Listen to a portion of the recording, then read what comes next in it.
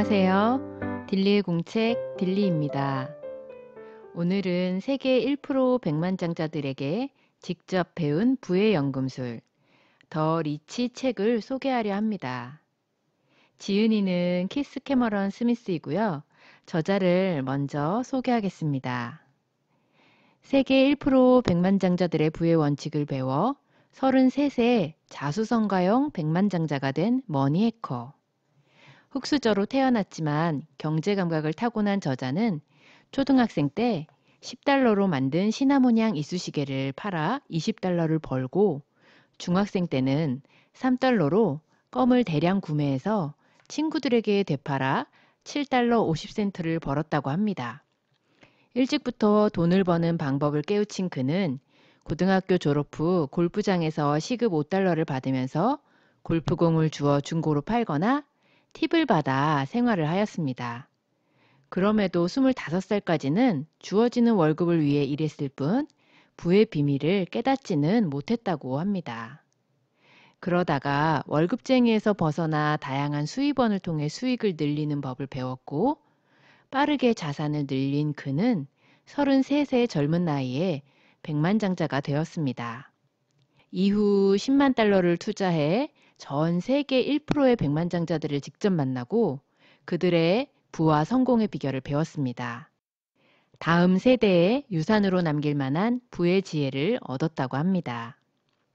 책에서 저자는 자신이 직접 겪은 실패와 성공, 그리고 멘토로 삼은 부자들에게서 배운 부의 핵심 마인드를 10가지로 압축했습니다. 이를 통해 백만장자가 어떻게 생각하고 어떻게 돈을 벌며 수익을 극대화하는지 알려주고 있습니다. 먼저 목차를 살펴보겠습니다. 저자는 서문에서 이 10가지 법칙을 중요도에 따라 역순으로 배치했다고 합니다. 목차의 첫 번째 나오는 연금술이 실제로는 제일 마지막 연금술인 거고요. 맨 마지막에 10번째로 기록된 잠재력을 깨우는 질문을 하라. 이 부분이 실제로는 가장 중요한 첫 번째 연금술이라고 합니다. 저는 목차의 맨 마지막 제일 중요한 첫 번째 연금술부터 차례대로 읽어드리겠습니다. 부의 연금술 첫 번째, 잠재력을 깨우는 질문을 하라. 두 번째, 수익의 선순환 구조를 만들어라. 세 번째, 다양한 수입원을 확보하라. 네 번째, 항상 감사하며 베풀어라. 다섯 번째, 수익을 높이는 법을 배워라. 여섯 번째, 끊임없이 배우고 성장하라. 일곱 번째, 위험을 미리 계산하고 감수하라. 여덟 번째, 변화를 두려워하지 말고 즐겨라. 아홉 번째, 아이디어를 자주 이야기하라. 열 번째, 길게 생각하고 미래를 설계하라. 이 10가지가 키스 캐머런 스미스가 백만장자들에게 직접 배운 10가지 부의 연금술입니다. 여러분도 어디선가 읽거나 들었던 그런 내용들일 거라 생각합니다. 이 책은 우리가 한 번쯤 보았을 만한 부의 비밀, 부의 공식, 그 마인드에 대해서 말하고 있습니다. 거의 모든 내용을 담고 있지만 담백하게 핵심을 담았다는 느낌이 들었고 다시 한번 보고 싶다는 생각을 하게 됩니다. 이 책을 읽고 다 중요하지만 저는 다음 3가지 정도가 기억에 남았습니다. 첫 번째, 46페이지입니다. 백만장자는 아이디어를 이야기하고 보통 사람은 남에 대해 말한다. 사람들을 만날 때 주로 어떤 이야기를 하는가? 저자가 묻습니다. 백만장자는 항상 아이디어에 대해 이야기하고 잡다한 주제, 특히 타인에 대해서는 말하지 않는다고 합니다. 반면 보통의 사람들은 남에 대해 이야기하는 것과 일상의 잡다한 일들을 대화의 주제로 삼는다고 합니다.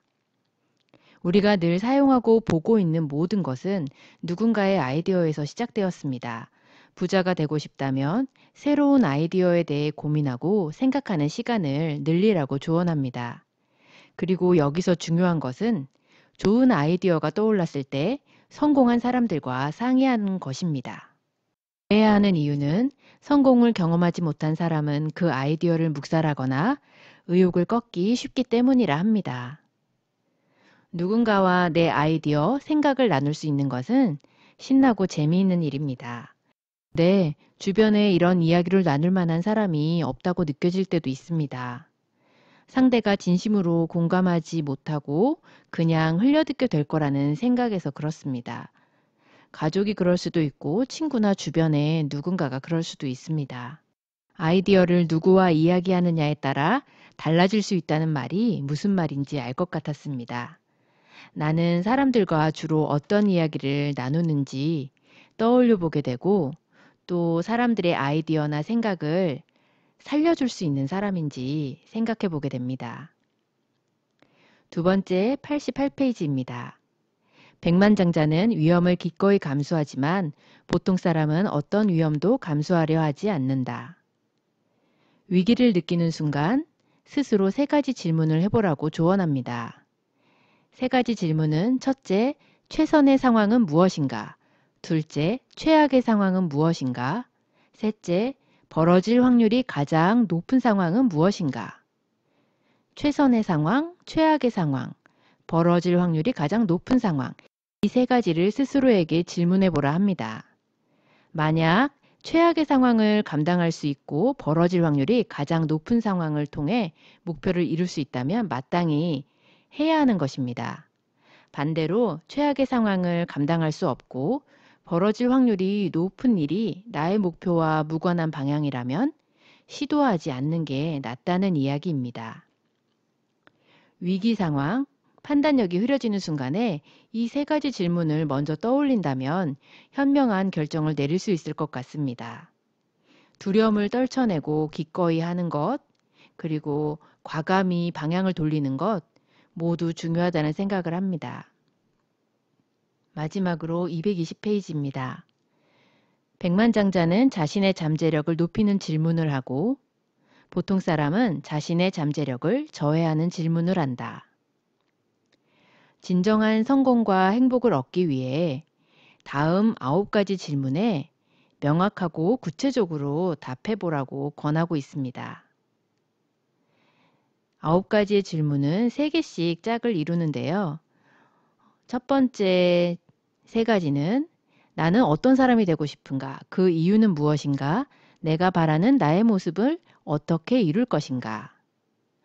두 번째 그룹은 나는 무엇을 하고 싶은가? 그 이유는 무엇인가? 그 일을 하기 위해서는 어떻게 해야 하는가?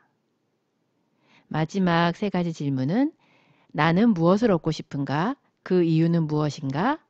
그것을 얻기 위해선 어떻게 해야 하는가? 입니다. 결국 크게 3가지를 묻고 있는 것인데요. 나는 어떤 사람이 되고 싶은가? 무엇을 하고 싶은가?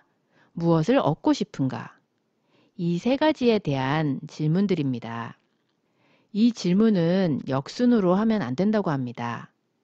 내가 무엇을 가졌느냐가 아니라 어떤 사람인지에 따라 내가 하는 일과 소유하게 될 것들이 달라지기 때문입니다.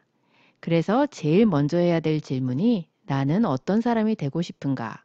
이 질문을 먼저 하라고 합니다. 질문이 답을 낳는다 라는 말처럼 어떤 질문을 하느냐에 따라 내가 얻게 되는 답의 수준도 달라집니다. 저자는 스스로 잠재력을 깨우는 질문을 하기 시작할 때 삶에 새로운 의미를 얻고 성공으로 이어지게 된다 합니다. 살다가 무언가를 간절히 바랐던 순간들이 있었습니다. 그때를 떠올려 보면 간절했던 마음만큼 구하면 반드시 답을 찾을 수 있었다는 걸 깨닫게 됩니다. 순간만이 아닌 내 삶을 그렇게 만들고 싶다면 스스로에게 하는 질문이 달라야 함을 알 수 있습니다. 성공과 부는 내가 직접 이루어갈 수 있다는 걸 알려주는 놀라운 부의 연금술, 더 리치였습니다. 오늘 딜리의 공책은 여기까지입니다. 오늘도 당신의 공간을 충만히 채우는 하루 되시길 바랍니다. 감사합니다.